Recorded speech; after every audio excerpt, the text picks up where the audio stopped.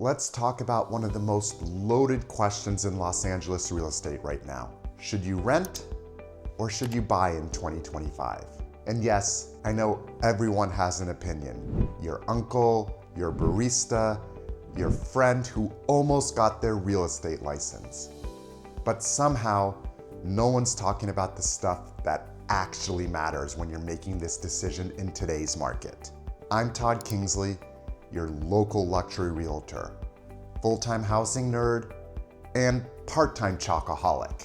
And whether you're tired of your rent going up every year, or wondering if now's the right time to finally buy something of your own, I've got you covered. In this video, we're breaking down the real pros and cons of renting versus buying in LA, what the numbers say, what the lifestyle trade-offs are, and the one hidden cost that most people completely overlook, but could change everything for you financially. So stick around. This might just save you from a very expensive mistake. Before we get into whether it makes more sense to rent or buy, we need to talk about what's actually going on in LA's housing market right now, because the landscape has definitely changed. As of this month, April 2025, the median home price in Los Angeles is just over $973,000. That's about a 1.6% increase from last year. So we're not seeing wild price spikes, but don't expect a fire sale either. On the rental side, the average cost for a one-bedroom apartment is hovering around $2,700 a month, which, yeah, it's LA. That gets you 4 walls, a ceiling, and maybe a parking spot. Now, if you're thinking about buying, mortgage rates are currently sitting around 6.5% for a 30-year fixed loan. It's not the worst we've seen, but it's not low either. A lot of buyers are hoping rates will drop later this year. And they might, but trying to time the market is a bit like trying to find street parking in Silver Lake on a Sunday. You might get lucky, but it's not a strategy. Inventory's still tight. Most of the homes hitting the market are either on the ultra high end or need a ton of work. And while new construction is slowly picking up, most of it's not targeting first-time home buyers. It's luxury condos or developments that feel more like mini resorts than starter homes. So in short, home prices are holding steady, rents are still high, interest rates aren't exactly doing us any favors, and there's not a ton of great inventory to choose from. But knowing all this puts you in a much better position to make a smart move, instead of just reacting to the headlines or the hype. All right, so now that you've got a clear picture of the 2025 landscape, let's talk about renting.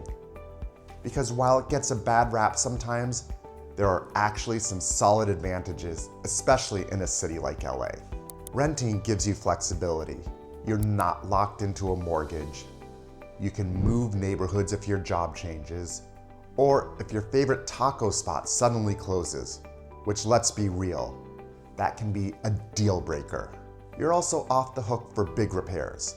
If your water heater goes out, that's your landlord's problem, not yours. Plus, no property tax, no HOA fees, no maintenance funds.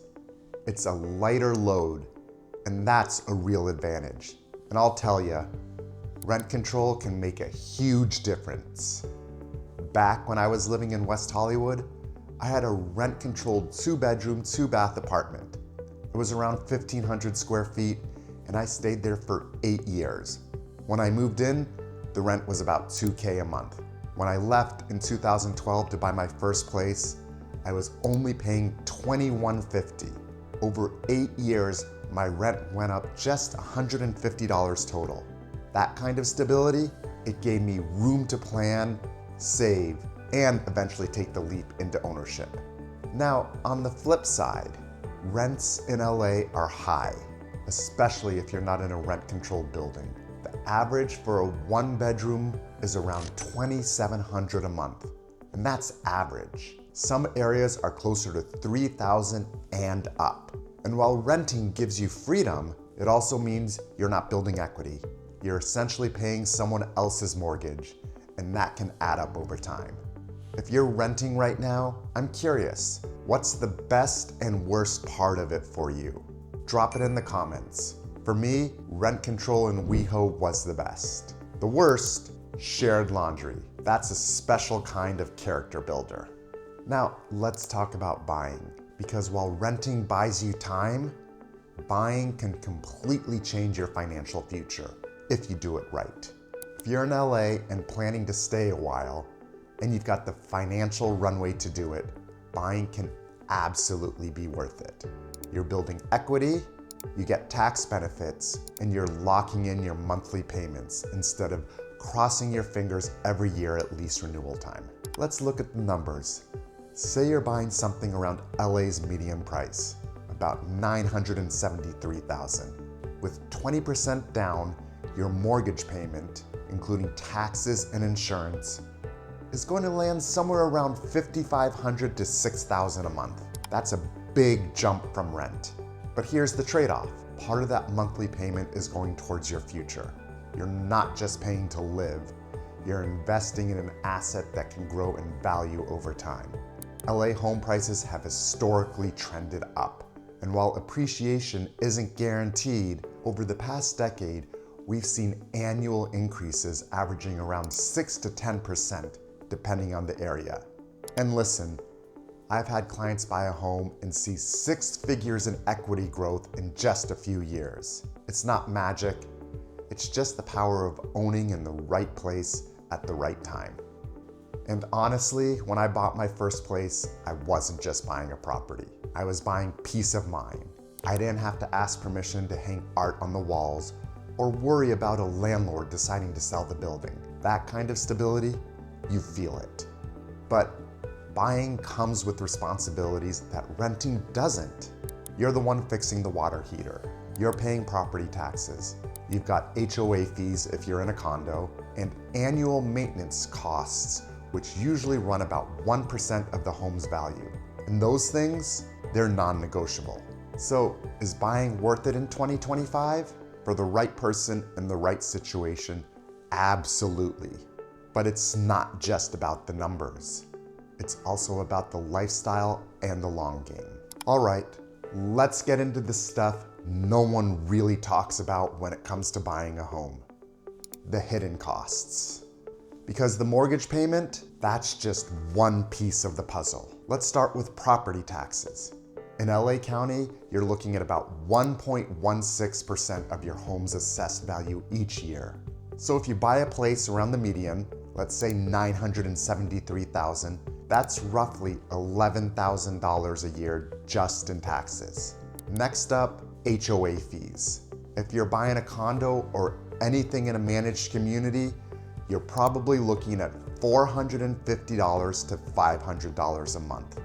And that's on the lower end. I've seen some buildings in West LA and downtown LA pushing well past $1,000 a month. Then there's maintenance and repairs. A good rule of thumb is to set aside 1% of your home's value each year. So again, on a $973,000 home, that's close to 10 grand annually. And that's just for general upkeep, roof repairs, plumbing issues, HVAC, those things that come with the territory, and they don't wait for a convenient time to pop up. And listen, none of these costs mean buying is a bad move. But if you're only looking at the mortgage and forgetting the rest, you're not seeing the full picture. No one dreams about buying a home and then skipping dinners out for 6 months because their HOA hiked dues and their water heater exploded. But that's real life if you're not prepared. Now, here's the piece almost no one talks about, the opportunity cost. When you buy a home, you're tying up a big chunk of your money. Down payment, closing costs, reserves. It adds up fast, and once that money is in the house, it's not easy to access. You can't just cash it out like a stock or move it to another investment if something better comes along. Some of my most financially savvy clients choose to rent on purpose, not because they can't buy, but because they want the freedom to move, or they'd rather keep their capital liquid for other investments that might offer better returns. So while buying can absolutely be a smart long-term move, it's not always the most flexible or financially efficient choice. Now, if buying home is even on your radar right now, I put together a free guide called How to Buy Smart and Avoid Costly Mistakes. It's packed with real tips, no fluff, and it walks you through exactly what to expect, especially here in LA. You can grab it using the link in the description or scan the QR code on screen if you're watching on a laptop. Whether you're 6 weeks or 6 months out, I'll help you make smarter decisions and avoid those rookie pitfalls. Okay, so we've talked about what it costs to rent, what it takes to buy, and even the hidden stuff most people don't consider. Now let's talk about you and how to figure out what's actually the better move for your situation. Here are the same questions I ask my clients when they're stuck between renting and buying. First, how long do you plan to stay in LA? If you're planning to stay put for at least 5 to 7 years, buying can absolutely make sense. That's usually enough time to make back your upfront costs and start building meaningful equity. But if you think there's a decent chance you'll move cities, change jobs, or shake things up in the next couple of years, renting gives you flexibility. And in this city, flexibility is currency. Second, is your income stable and predictable? If you're commission-based, freelancing, or still ramping up in your career, it might make sense to rent while you build financial stability. Third, how do you feel about responsibility? Some people love owning a home. They enjoy customizing it, managing it, improving it. Others, they'd rather call the landlord and not think about it again. If you're not into the idea of surprise repairs or long-term upkeep, owning might feel more stressful than empowering. And finally, are you financially ready beyond the down payment? A lot of people focus on just saving for the down, but forget about the closing costs, moving expenses, emergency funds, and the first year of maintenance. If you're stretching every dollar just to close, buying might not be the right move yet, and that's okay. There's no shame in renting and no trophy for rushing into buying. The goal is to make a move that aligns with your timeline, your budget, and your lifestyle, not just what everyone else says is the smart thing to do. And if you're still not sure, leave a comment and tell me what's holding you back. I read every one, and I'll do my best to point you in the right direction or even turn it into a future video. All right, we covered a lot. You've seen the numbers, the lifestyle trade-offs, the hidden costs, and hopefully got a little more clarity on what makes sense for you in 2025. Whether you're leaning towards renting, buying, or still undecided, the important thing is you're not going in blind. And that alone already puts you ahead of most people navigating the LA market right now. If you're even considering buying this year, don't forget to grab my free guide. It's called How to Buy Smart and Avoid Costly Mistakes. You'll find the link in the description, or you can scan the QR code on the screen if you're watching on your laptop. And if this video helped you out, hit the like button, subscribe, and share it with someone you know who's stuck in real estate limbo. Trust me, they'll thank you. And whether you're team rent, team buy, or team, honestly, I just want an in-unit washer and dryer, I've got your back. I'm Todd Kingsley.